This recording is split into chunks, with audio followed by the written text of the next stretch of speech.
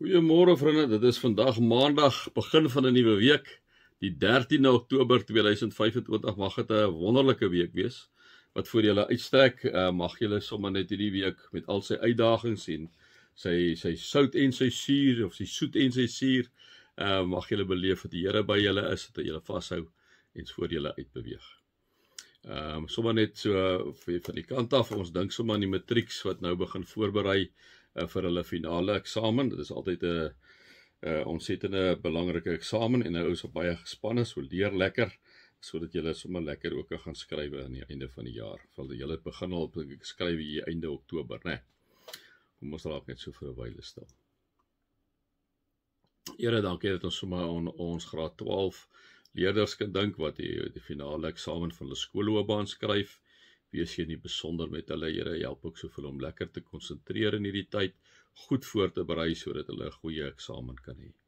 Wees ook so in hierdie week met ons wat voor ons uitstrek. Here, loop voor ons uit asseblief en help vir ons om die regte besluite te neem. Amen. Vriende, mag daar vir julle genade en vrede en oorvloed wees omdat julle God ken, Jesus ken en die Heilige Gees ken. Vriende, ons gaan aan met Paulus gebed. Ons het stilgestaan Saterdag wat ons gesê het, waar hy vir hulle sê, hy kniel voor God, die Vader neer aan wie die hele gemeenskap van gelowiges in die hemel en op die aarde sy bestaan bedank het, né? En dan het ons gesê, ek bid, sê hy, vir hulle en vir ons deur sy Gees uit die rykdom van sy heerlikheid aan julle die krag sal gee om innerlik sterk te word. 'n bietjie daar gepraat, dat Christus deur die geloof in julle harte sal woon, en dat julle in liefde gewortel en gegrondves sal wees. En dan is dit net vir my amazing wat Paulus aangaan, en dan pak hy verder omtrent hierdie geliefde uit, waar hy sê, en dit weer nog steeds deel van die gebed, so gaan lees ons regtig 'n mooi gebed, Efesiërs 3, vers 14 tot en met 21. Dan pak hy hom verder uit en sê hy, ek bid vir julle, mag julle in staat wees, om saam met al die gelowiges te begryp, hoe wyd en ver en hoog en diep die liefde van Christus strek. Vriende, interessant wat hy sê, mag julle saam met al die gelowiges, ek bid dat julle in staat sal wees. So hy sê eintlik, hy bid dat ons die vermoë sal hê, om saam met al die gelowiges, wees gelowiges wat erken, dat Jesus die Christus is, dat Jesus God self is, dat Jesus die weg en die waarheid en die lewe is, dat daar geen ander weg na die Vader, behalwe deur Jesus is nie. Dis gelowiges. Gelowiges is wat die drie enige God aanvaar, liewe vriende, God die Vader, God die Seun, God die Heilige Gees. Dit is gelowiges, né?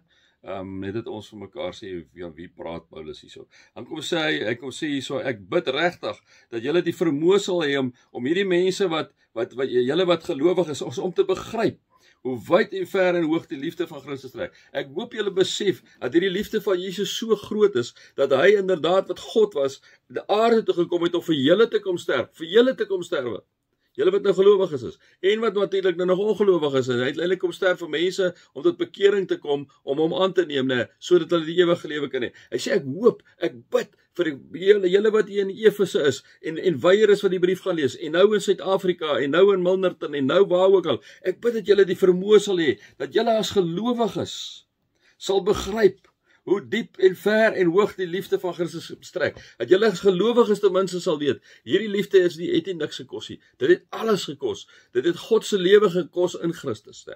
Vriende, dit is 'n ongelooflike diep liefde wat hy vir ons het, wat hy kom sê, ek hoop en ek bid dat julle daai vermoë sal hê, dat julle in staat sal wees om dit te begryp, Nou gaan hy aan en sê, mag julle sy liefde ken, wat ons verstand te bowe gaan, want vriende, dit gaan ons verstand te bowe. Hoe is dit moontlik, dat die God van die heelal, ons kan nie eens die heelal definieer hier so groot is, dat die God van die heelal ons so lief het, dat hy jou so lief het, weet dat jy niks kan verkeerd doen nie, hy het in Christus gesterf vir al jou sondes, jou lelike sondes wat jy gedoen het lang voor die tyd, wat jy miskien nog steeds gaan doen, hy het al klaar gesterwe daarvoor, hy kyk met liefde na jou, hy kyk na Christus na jou, en hy sien 'n perfekte jy en ek raak.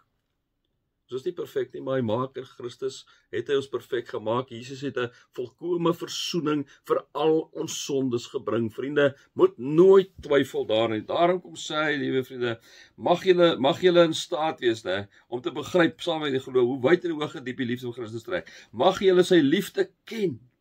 Liefde wat ons verstand te bowe gaan. En mag julle heeltemal vervul word met die volheid van God. En wat is die volheid van God? Is liefde. God is liefde. Mag ek en jy vervul wees met daai liefde. Mag ek en jy daai liefde uitlewe. Mag ons nooit met snaakse oë na mense kyk nie. Mag ons nooit met veroordelende oë na mense kyk nie. Mag ons nooit kyk na mense om te dink ons is so 'n bietjie beter. Julle is so 'n bietjie tweede graadse Christene, of sommer om te sê hulle is nie Christene nie. Ons kry mens nog by deesdae van kerke wat sommer dit ook sê. Baie jammer en baie sad. Aan hom wat deur sy krag wat in ons werk magtig is om oneindig meer te doen as wat ons bid en dink. Aan hom kom die eer toe in die kerk, deur ons verbondenheid met Christus Jesus, deur al die geslagte heen tot aan alle ewigheid. Amen. Kom sê Paulus net. Vriende, julle moet elke teksvers gaan lees. Julle moet elke teksvers gaan neerskryf. Sit hom in ander woorde, sit hom in sinonieme, skryf hom uit, bid hom uit. Aan hom wat deur sy krag wat in ons werk magtig is om oneindig meer te doen as wat ons bid of dink, nee. Dis waar, vriende. Die krag wat Jesus Christus in die dood uit opgestaan het, kom sê hy op 'n ander gedeelte, daardie krag is in julle. Ons kyk, ek dink amper het hom vir ons hierso gesê, né? Ja, hy sê, ek kom sê hierso in hoofstuk 1 het hy al vir ons gesê, hy sê, ek bid dat hy julle geestesoog so verhelder, dat julle kan weet watter hoop sy roeping inhou, en watter rykdom daar is in sy heerlike erfenis wat hy vir die gelowiges bestem het, en hoe geweldig groot sy krag is, wat hy uitoefen in ons wat glo. Dis dieselfde kragtige werking wat Jesus Christus in die dood uit opgewek het. En hier kom sê hy weer, aan hom wat deur sy krag wat in ons werk, magtig is om oneindig meer te doen as ons bid of dink, liewe vriende, onthou, die Heilige Gees lewe binne in ons. Vriende, ons het 'n ongelooflike toegang tot 'n kragbron. Moenie dat jou Satan, moenie dat die bose jou ontspoor nie. Moenie dat hy begin twyfel daar nie. Dit is wat die ou duiwel wil doen, liewe vriende. Hy probeer ons op paaie kry, ons begin twyfel. Moenie twyfel nie. Daar's 'n krag in ons. Ons het 'n toegang tot 'n krag wat dieselfde krag is wat Jesus Christus uit die dood uit opgewek het. Vriende, vra vir God om deur julle te werk. Daar waar julle werk, daar waar julle is. Dis hoe ek julle sê, altyd as jy vir iemand gebid, gaan gebid vir hom en bid vir genesing. Jy het die krag, jy het toegang tot die krag. God besluit, hè, maar ek en jy kan gaan bid. Gaan doen dit. En aan hom kom die eer toe, in die kerk, deur ons verbondenheid met Christus. Wie is die kerk? Die kerk is ek en jy, is die liggaam van Jesus. Aan hom kom die eer toe in die kerk, deur ons verbondenheid met Christus Jesus, deur al die geslagte heen tot in alle ewigheid. Vriende, gaan lees vir hierdie paar verse.